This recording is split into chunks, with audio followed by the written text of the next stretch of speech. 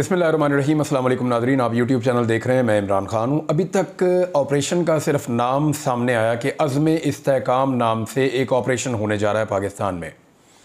इसके खदोखाल क्या हैं, ये कहाँ पे होगा, इसका दायरा कार कितना वसी होगा, किन लोगों के ख़िलाफ़ ये ऑपरेशन होगा, किस नौइयत का ऑपरेशन होगा, किस मुद्दत तक ये रहेगा, इसके खदोखाल वाज़े नहीं है। लेकिन इसके नाम से कुछ चीज़ें क्लियर होती हैं। अज़्म इस्तेहकाम यानी इस्तेहकाम के लिए अज़्म।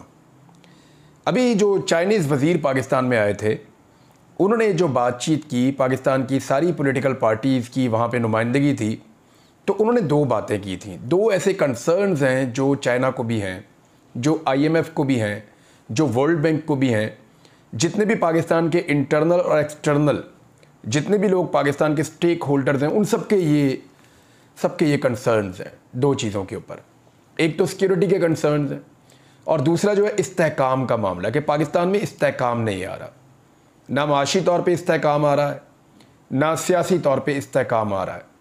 एक बेचैनी है पाकिस्तान में और लगातार पिछले सवा दो साल से लगभग ये बेचैनी पाकिस्तान में चली आ रही है। जब से इमरान खान साहब की हुकूमत को गिराया गया, तब से लेकर अब तक बेचैनी की ये फ़िज़ा कम नहीं हो सकी।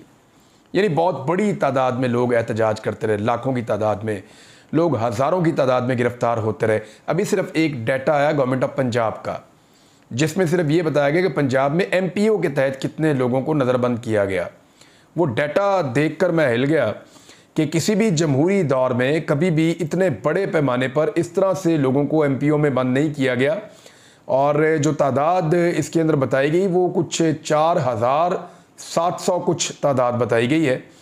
तो इतने बड़े पैमाने पर लोगों को MPOs के अंदर बंद किया गया। इस्तेहकाम आ नहीं रहा, फिर भी इसके बावजूद लोगों को बंद कर रहे हैं, उन पे केसेस बन रहे हैं, इस्तेहकाम नहीं आ रहा। इमरान खान साहब को ताकि उनकी सियासी एक्टिविटीज़ डेड हो जाएं, उनको बंद कर दिया गया, फिर भी इस्तेहकाम नहीं आ रहा।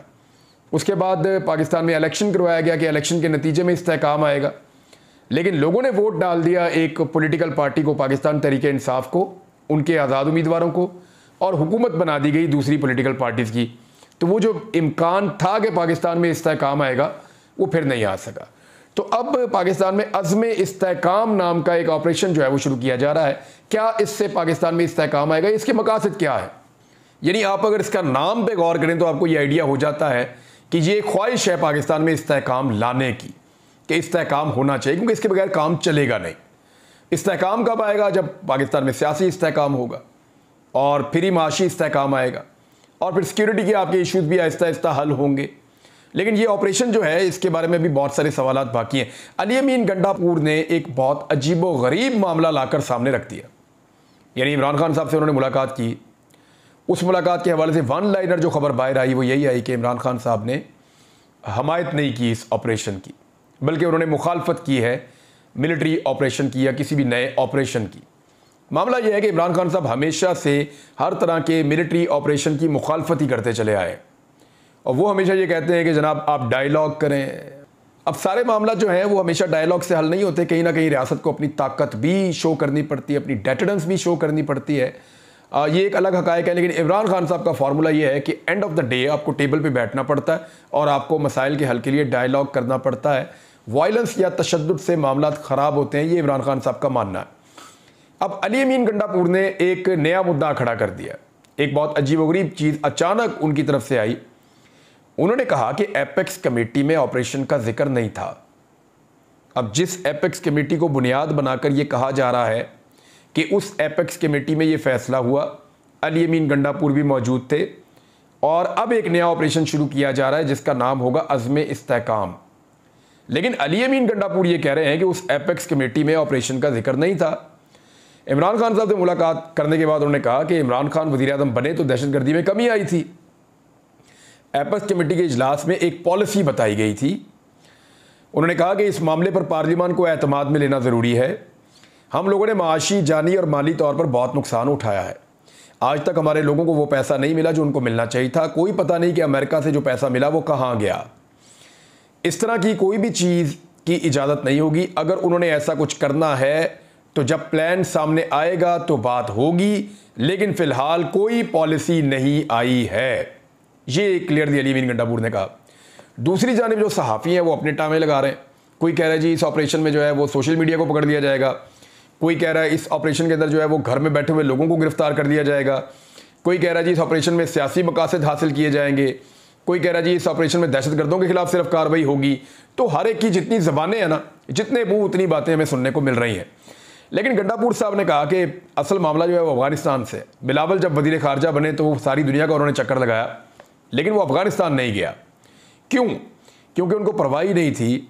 इनको पाकिस्तान के लोगों, सिक्योरिटी इदारों की कभी परवाह नहीं, और होते होते बात यहाँ तक पहुँच गई, नुकसान बढ़ता चला जा रहा है। हमने ऑफ़र किया है मीटिंग में कि अगर ये अफगानिस्तान के साथ कोई पॉलिसी बनाना चाहते हो, कोई प्रॉब्लम आ रहा है, तो हम इसमें किरदार अदा कर सकते हैं, मदद कर सकते हैं। और ये अच्छी ऑफ़र है पाकिस्तान तहरीक इंसाफ की, जो खैबर पख्तूनख्वा की हुकूमत है उनकी जानिब से, कि वो अपने ताल्लुकात को भी इस्तेमाल कर सकते हैं अफ़गानिस्तान के साथ मामलात को, दहशतगर्दी के ख़ास तौर पर जो मामलात हैं उनको रिज़ॉल्व करने के लिए। उन्होंने कहा कि जो कुछ पहले हुआ किया किसी और ने, डाला किसी और के ऊपर, और जिस तरीके से एक पार्टी के ख़िलाफ़ बाजुआ साहब ने इस तरह की तब्दीली करके अपने कोई और मकासद हासिल करने थे, तो उसका नुकसान सिर्फ पाकिस्तान की आवाम को हुआ है। बाजुआ कहाँ है?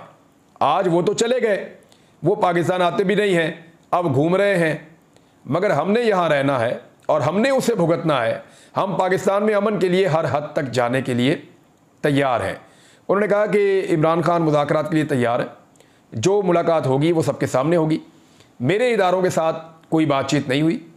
अगर अचकज़ई साहब की कोई बात हुई है तो मुझे नहीं पता, लेकिन इन मुज़ाकरात की टर्म एंड कंडीशंस, उन्होंने दो चीज़ें बड़ी कैटेगोरिकली कही अली अमीन गंडापुर ने इमरान खान साहब से मुलाकात करने के बाद। एक तो मैंडेट की चोरी का मामला, और दूसरा 9 मई के ऊपर एक आज़ाद कमीशन की तश्कील। ये दो मामला होंगे, फिर वो कह रहे हैं मुज़ाकरात आगे होंगे। अगर कोई कानून मौजूद है तो सज़ा दे लें, अगर मैंने कोई गलती नहीं की तो मुझे सज़ा क्यों दी जाएगी? DG ISI या आर्मी चीफ से मेरी कोई मुलाकात नहीं हुई।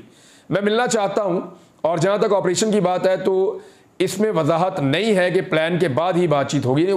चीज़ें क्लियर होने दें, पॉलिसी आने दें, फिर इस ऑपरेशन के ऊपर बात होगी। अली अमीन गंडापुर साहब ने कहा, फिर उन्होंने निशान छीनने की बात की, मैंडेट छीनने की बात की।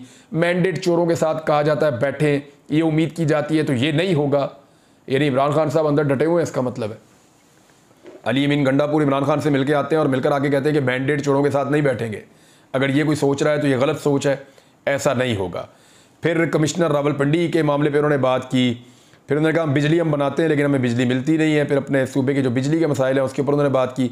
अली अमीन गंडापुर ने बताया कि पहला सवाल ये है कि क्या ऑपरेशन होना है, कैसे होना है, कहाँ होना है, तो पहले हमें इस पर वजाहत चाहिए, फिर कोई और बात होगी।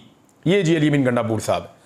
अब खैबर पख्तूनख्वा की जो हुकूमत है उन्होंने भी ये फैसला कर लिया है कि वो इस मामले के ऊपर काबीना का इजलास बुलाएंगे। खैबर पख्तूनख्वा हुकूमत ने ऑपरेशन अज़्म इस्तेहकाम से मुताल्लिक सूबाई काबीना का इजलास बुलाने पर गौर शुरू कर दिया, और अली अमीन गंडापुर सूबाई काबीना को मुजव्वज़ा कार्रवाई से मुताल्लिक एतमाद में लेंगे कि जनाब अब तक क्या बात हुई है। लेकिन गंडापुर साहब ने कहा कि ऐसी कोई सॉलिड बात तो अभी तक है नहीं। फिर अरकान सूबाई और कौमी असम्बली के वफाकी हुकूमत के मुजव्वज़ा ऑपरेशन अज़्म इस्तेहकाम के हवाले से तहफ़्फ़ुज़ात मौजूद हैं। पाकिस्तान तहरीक इंसाफ के जो लोगों के तहफ़्फ़ुज़ात हैं, रिपोर्ट के मुताबिक सूबाई काबीना इजलास में ऑपरेशन से मुताल्लिक अरकान के तहफ़्फ़ुज़ात दूर किए जाएंगे। इजलास में ऑपरेशन के तमाम उमूर का जायज़ा लिया जाएगा। ये डॉन की खबर है, बहरहाल अभी देखते हैं वहाँ क्या होता है। तो जो हुकूमती लोग हैं वो तो कह रहे हैं जी हम ऑपरेशन की हमायत कर रहे हैं, यानी गवर्नर ने भी कहा खैबर पख्तूनख्वा के, और साद रफ़ीक भी बोल पड़े, बाकी लोग भी सारे वो ये कह रहे हैं जी हम ऑपरेशन की हमायत कर रहे हैं। लेकिन दूसरी जानिब जो खैबर पख्तूनख्वा की जमातें हैं जहाँ पे इस ऑपरेशन का बड़ा हिस्सा मुतवक्के है, क्योंकि सबकी नज़रें फिर खैबर पख्तूनख्वा की तरफ जाती हैं, वो बिल्कुल अलग तरीके से देखेंगे। फजलुर रहमान साहब ने कहा ये ऑपरेशन अज़्म इस्तेहकाम नहीं, ऑपरेशन अदम इस्तेहकाम है जो मुल्क को मज़ीद कमज़ोर कर देगा। फजलुर रहमान साहब ने, और इसके अलावा जो है वो अवामी नेशनल पार्टी ने, ANP ने, यानी अगर आप 3 पॉलिटिकल पार्टीज़ खैबर पख्तूनख्वा की अलग करें जो सबसे तगड़ी और बड़ी पॉलिटिकल पार्टीज़ हैं, तो नंबर 1 पे पाकिस्तान तहरीक इंसाफ है, नंबर 2 पे जिनके वहाँ पे वोट हैं वो फजलुर रहमान साहब की जमात है, नंबर 3 पे ANP और फिर जमात इस्लामी। तो इन चारों पॉलिटिकल पार्टीज़ ने ऑपरेशन अज़्म इस्तेहकाम की क्लियर मुखालफत कर दी है। तो एक सूबे में इतनी बड़ी मुखालफत के बाद इमरान खान साहब ने भी मुखालफत कर दी, तो इस ऑपरेशन को कैसे आगे बढ़ाया जाएगा, इसके लिए अवामी हमायत कैसे हासिल की जाएगी, उन्होंने कहा कि एस्टेब्लिशमेंट को हर शोबे में अपनी बालादस्ती को खत्म करना होगा। यह ऑपरेशन अज़्म इस्तेहकाम नहीं बल्कि ऑपरेशन अदम इस्तेहकाम है जो पाकिस्तान को कमज़ोर करेगा। फजल रहमान ने कहा कि जिस शनाख्ती कार्ड की बुनियाद पर आर्मी चीफ पाकिस्तानी है उसी बुनियाद पर मैं भी पाकिस्तानी हूँ। हम सब इस मुल्क के बराबर शहरी हैं, लेकिन एक तबका समझे कि उसने हाकिम और बाकी सब ने गुलाम रहना है। वाज़े करना चाहते हैं हमारे कबीलों की ये किस्म नहीं है। हमारी 300 साल तारीख गुलामी के खिलाफ जंग लड़ने की है। अंग्रेज़ों के खिलाफ 50,000 से ज़ायद मुजाहिदीन को शहीद किया गया। क्या पाकिस्तान जर्नैलों की गुलामी के लिए हासिल किया गया था और जानवरों की तरह हमें वो हाँकेंगे? ऐसा कभी नहीं होगा। मुल्क में रियासती रिट ना होने के बराबर है। खैबर पख्तूनख्वा में सूरज गुरूब होते ही पुलिस थानों में बंद हो जाती है। मुल्क के चप्पे चप्पे पर फौज और पुलिस मौजूद है, क्यों बेबस है? फिर उन्होंने एपेक्स कमेटी के बारे में कहा कि कमेटी क्या है। जब तहसील लेवल पर होती है तो वहाँ मेजर बैठता है, ज़िले सतह पर कर्नल बैठता है, सूबे की सतह पर कोर कमांडर, और जब वफाक की सतह पर होती है तो आर्मी चीफ बैठता है। जब किसी इजलास में वर्दी वाला होगा तो फैसला वो करेगा या बाकी लोग करेंगे। हमारी तारीख गुलामी के खिलाफ जंग लड़ने की है। एस्टेब्लिशमेंट को हर शोबे में अपनी बालादस्ती ख़त्म करनी होगी। और बहुत सारी बातें फजल रहमान साहब ने की। उन्होंने कहा फौजी ऑपरेशन का फैसला कोई और करेगा मगर जिम्मेदारी सियासी जमातें उठाएंगी, क्योंकि शहबाज शरीफ कुर्सी पर तो ज़रूर बैठे हैं मगर वज़ीर आज़म नहीं है। ये मौलाना फजल रहमान ने कहा। ANP ने बड़ा क्लियरली इसकी मुखालफत की है और अवामी में नेशनल पार्टी ने इसमें गवर्नर खैबर पख्तूनख्वा फैसल करीम कुंडी पेशावर में ANP के बाचा खान मरकज़ पहुँचे। गवर्नर ने ANP की क़यादत से मुलाकात की जिसमें सिक्योरिटी और सियासी मामलात पर बातचीत की गई। मीडिया से बात करते हुए इफ्तिखार अहमद साहब जो ANP के रहनुमा हैं, उन्होंने कहा कि दहशतगर्दी की जड़ें पंजाब में हैं। ऑपरेशन इस्तेहकाम पाकिस्तान के फैसले पर शदीद तहफ़्फ़ुज़ात हैं। ANP ने गवर्नर को तहफ़्फ़ुज़ात से आगाह कर दिया है। ऑपरेशन किसी सूरत काबिल कबूल नहीं होगा।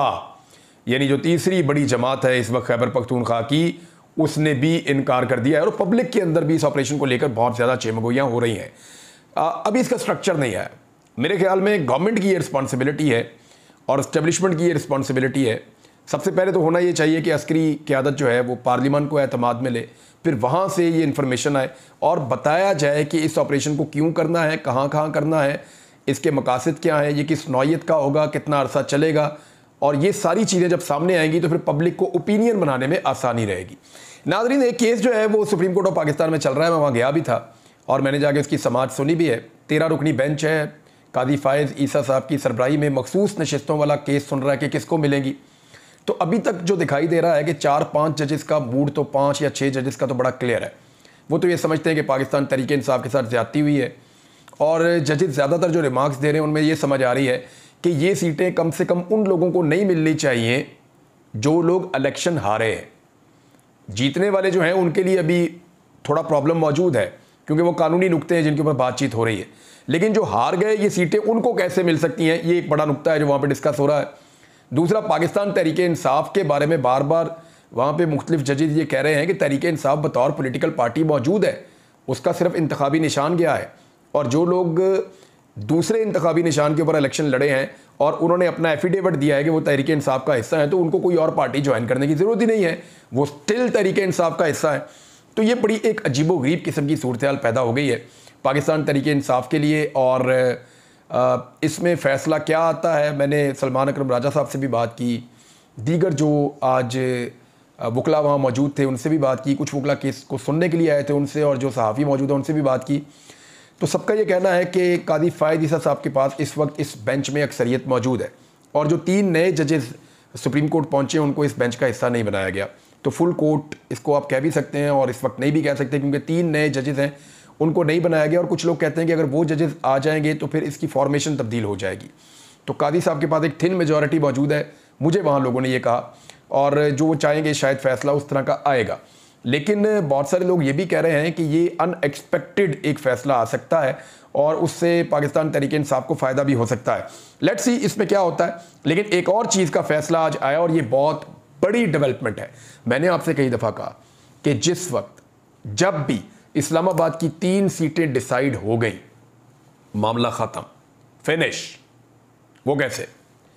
इस्लामाबाद की 3 सीटें जिस वक्त डिसाइड हो जाएंगी और पाकिस्तान तहरीक इंसाफ को उनको जीता हुआ मैंडेट उनको वापस मिल जाएगा फॉर्म 45 के मुताबिक, तो होगा ये कि फिर पूरे पाकिस्तान का इलेक्शन मशकूक हो जाएगा कि वफाकी दारुल हुकूमत के अंदर अगर इतनी घिनौनी, इतनी नंगी और इतनी बदतरीन धांधली हो सकती है तो बाकी पाकिस्तान में क्या नहीं हुआ होगा।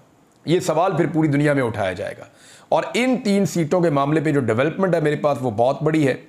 और इस पे हुआ ये है कि मुस्लिम लीग नून के जो MNA हैं फॉर्म 47 वाले अंजुम अकील, उनको तौहीन अदालत का नोटिस जारी हो गया है, क्योंकि उन्होंने जो लिखा था, यानी तीनों जो MNAs हैं उन्होंने एक ही तरह की तहरीर लिखी थी और लिखकर ये कहा था जी हमें ये जज नहीं चाहिए, जस्टिस तारिक महमूद जहांगीरी साहब। फिर इलेक्शन कमीशन ने उनको फारिग करके वो रिटायर्ड जज लगाने का फैसला भी कर लिया, तो वो फैसला अब उड़ गया है। इस्लामाबाद हाई कोर्ट ने इलेक्शन कमीशन का इस्लामाबाद के इंतखाबी ट्रिब्यूनल तब्दीली का ऑर्डर मुअत्तल कर दिया, जबकि मुस्लिम लीग नून के रुकन कौमी असम्बली अंजुम अकील खान ने इस्लामाबाद हाई कोर्ट से माफ़ी मांग ली है। ताहम हाई कोर्ट ने उन्हें तौहीन अदालत का नोटिस जारी कर दिया है। इस्लामाबाद हाई कोर्ट में नए इलेक्शन ट्रिब्यूनल के खिलाफ केस की समाअत हो रही थी। आमिर फारूक साहब ने एडिशनल अटॉर्नी जनरल से कहा कि आप इस ऑर्डिनेंस का कैसे दिफा करेंगे, कौन सा आसमान गिरने लगा था कि कायम मकाम सदर से रातों रात ऑर्डिनेंस जारी करवा दिया गया। पार्लियामेंट को ख़त्म कर देते हैं और ऑर्डिनेंस के जरिए हुकूमत चलवाते हैं। आप लोगों ने ऑर्डिनेंस की फैक्ट्री लगा रखी है, एक वाह फैक्ट्री है, दूसरी ऑर्डिनेंस फैक्ट्री है। वो असला बनाते हैं, आप ऑर्डिनेंस बनाते हैं। जज साहब के खिलाफ क्या तासुब था जो इलेक्शन कमीशन को नजर आया। अब ये तासुब वाला जो मामला है ना, ये है जहां पे आके सारे फंस गए। अदालत ने अंजुम अकील खान से पूछा, आपने इलेक्शन कमीशन ने ट्रिब्यूनल तब्दीली की दरख्वास्त दी थी, आप मुझे समझा दें कि ये क्या लिखा हुआ है, इन अल्फाज का मतलब क्या है, तासुब क्या होता है यही बता दें। अंजुम अकील साहब फिर माफ़ी यही मांगते रहे। जज साहब पूछते रहे कि जनाब आप बताएं ना कहाँ से तासुब है, कौन सी चीज़ है। आपने नेपोटिज्म का वर्ड यूज़ किया है, अकरबा परवरी, बताएं कहाँ पे है। आपने तासुब का लफ्ज़ इस्तेमाल किया, बताएं कहाँ पे है। आप बताएं ना, कोई एक मिसाल दें। वो फिर बेचारे माफ़िया मांगते रहे कि जी मुझे तो पता ही नहीं है, ये तो लीगल लैंग्वेज है, कभी कोई बहाना कभी कोई बहाना। उन्होंने बहुत माफ़िया मांगी। उन्होंने कहा जी केस ट्रांसफ़र करने की दरख्वास्त की थी। अदालत ने पूछा कि आपकी सिफारिश नहीं मान रहे थे जज साहब, क्या इसलिए आप उन्हें तब्दील करवाना चाहते थे। उन्होंने कहा जी मैंने सिफारिश नहीं करवाई। तो जज साहब ने कहा कि आपकी दरखास्तों का मतन है कि जज मुतासब है, हम भी यहाँ बैठे हैं, ये सब क्यों किया। आप पार्लियामेंटेरियन हैं, आपने कानून साजी करनी होती है, आपने जज पर क्यों इल्ज़ाम लगाया। आप ये बता दें कि जज की तब्दीली की दरख्वास्त क्यों दी, जज का क्या तासुब था, बस इतना बता दें। तो अंजुम वकील साहब ने वो कुछ भी नहीं बता पा रहे थे और फिर उनको जो है तौहीन अदालत का नोटिस भी हो गया और इलेक्शन कमीशन का ट्रिब्यूनल तब्दीली का ऑर्डर जो है उसको मुअत्तल कर दिया गया है और जस्टिस तारिक महमूद जहांगीरी पर मुश्तमिल ट्रिब्यूनल बहाल कर दिया गया है। अब जस्टिस तारिक महमूद जहांगीरी साहब दोबारा वो फॉर्म 45 वहीं से ले आओ जी, अपने अपने फॉर्म 45 भी और साथ में अपना एफिडेविट जमा करवाओ, यहाँ पे लाकर बयान अल्फी की ये बिल्कुल दुरुस्त है, फॉर्म 45 ले आओ। ये सारे फंस गए, बहुत बुरी तरह फंस गए। इसमें से निकलना अब तकरीबन इनके लिए नामुमकिन हो चला है। अगर इस्लामाबाद की सीटें गई तो फिर नून लीग को पाकिस्तान में छुपने की जगह नहीं मिलेगी। अब तक के लिए इतने, अपना ख्याल रखिएगा, अपने इस चैनल का भी। अल्लाह हाफ़िज़।